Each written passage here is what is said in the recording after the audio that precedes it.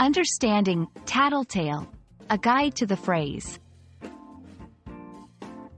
Hello everyone, and welcome. Today, we're diving into the phrase, tattletale.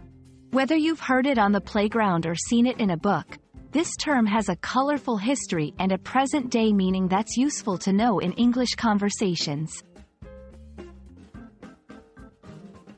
The phrase, tattletale, refers to someone who informs an authority or someone in power about the misdeeds of others.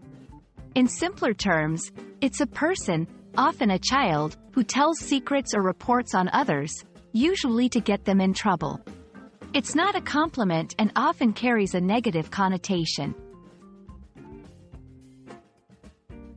Let's delve into history. The term, tattletale, dates back to the 16th century and is believed to come from the word tattle, which means idle talk or gossip, and tale, which refers to a story.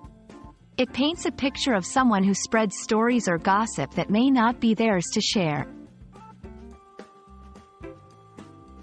Now, how can you use it? If someone is being a tattletale, you might hear sentences like, "Don't be such a tattletale. Keep it to yourself. She was labeled the class tattletale for telling the teacher about the prank."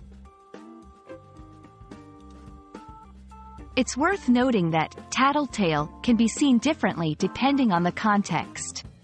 In professional settings, adults may use the term whistleblower instead, which can carry a more positive connotation for revealing wrongdoing. For those looking for different words with similar meanings, consider synonyms like snitch, informer, or squealer. Each has its own shade of meaning, so choose wisely based on the situation. And that's a wrap on tattletale. Remember, language is not just about words but also about the context and culture they're used in. I hope this video helps you understand and use the phrase, tattletale, more confidently in your English conversations.